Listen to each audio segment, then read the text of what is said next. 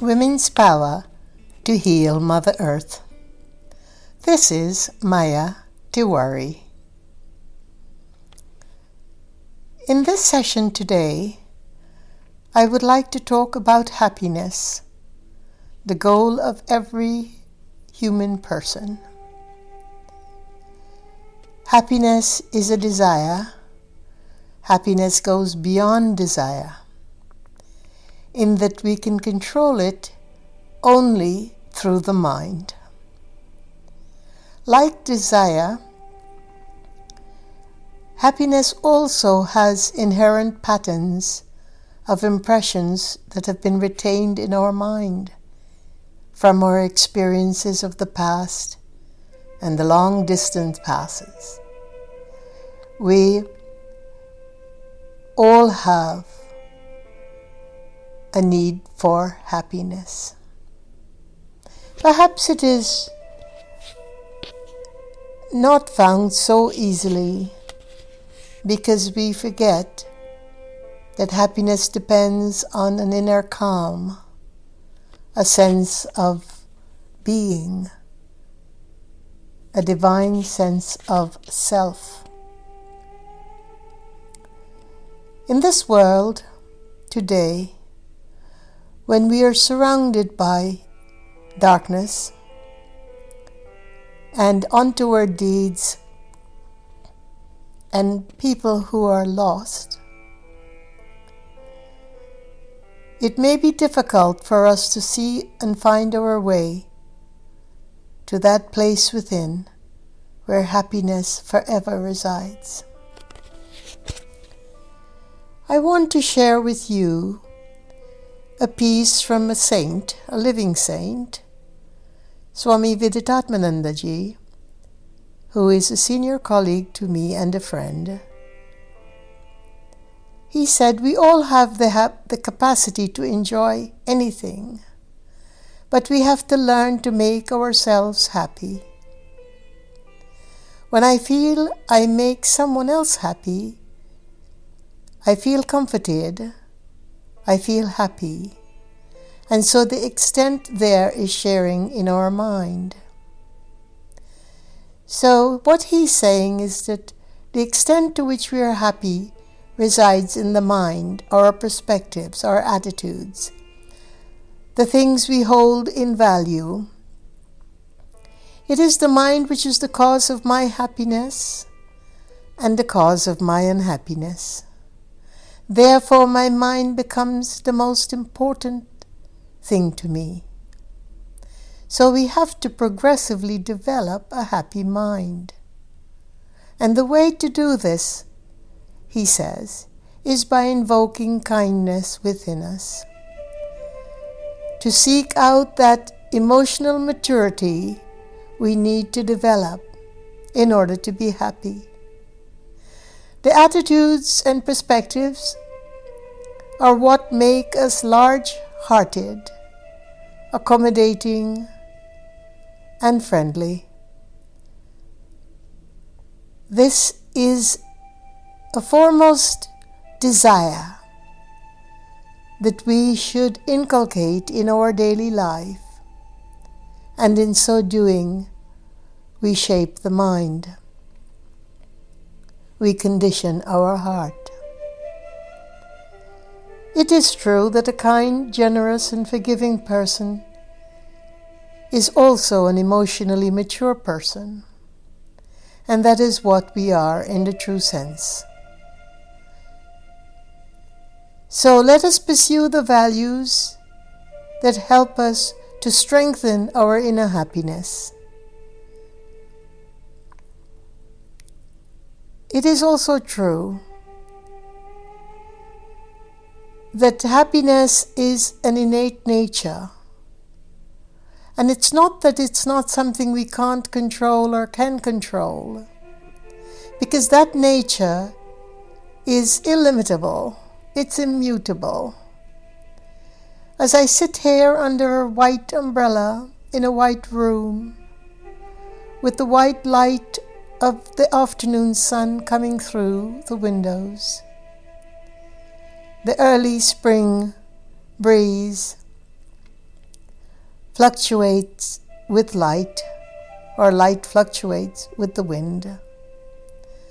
I understand how imperative it is to find a refuge of peace, if only for a short while every day.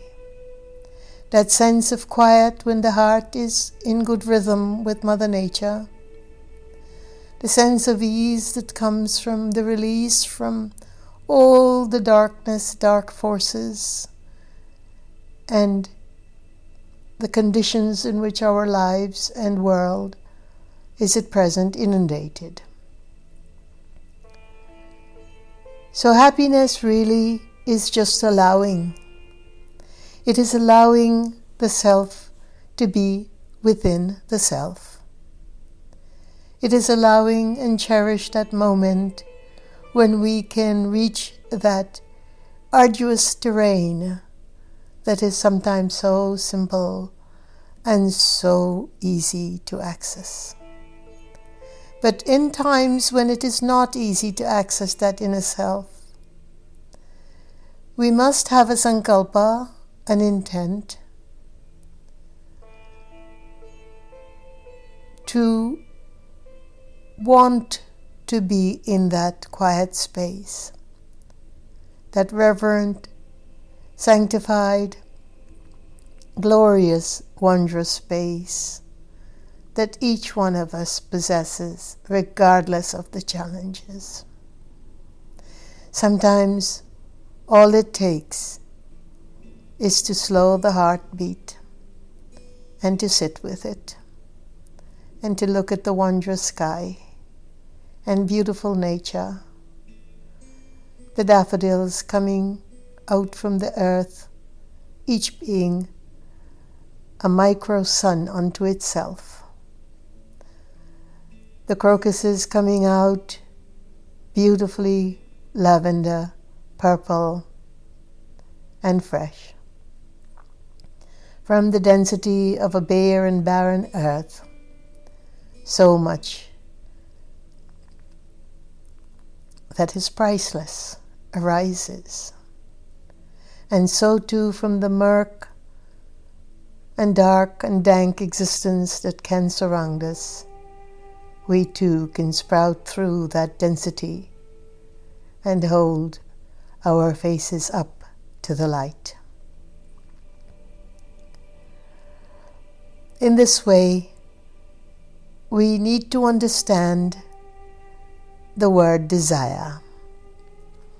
We often feel that we can control our desires, but in fact, desires too depends on the disposition of our mind and the particular samskaras that we carry within us. These are inherent patterns of impressions that are held within our mental sphere. For example, when we are hungry, we eat. When we are tired, we sleep. When we are sad, we weep.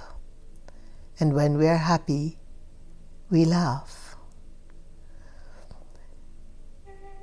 We can also have the intent in our mind to host the desire for moksha. That is a release from the cycles of births and deaths. That is a release that puts us into the immutable, pure consciousness. This desire for moksha does not develop in everyone. It is an intense desire for liberation from the shackles of human life or any life. It arises in the minds of the human person. It is a pure desire, free from the impulses and doubts, raga, dvesha, likes and dislikes.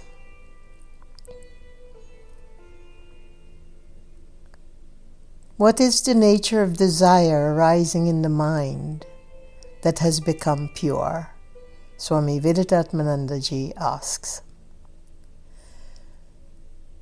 The desire for knowledge arises in a pure mind, what we call sattvika mind. And only when that desire for knowledge or freedom becomes the sole desire in that individual can he or she set out to attain it. But what does desire have to do with happiness?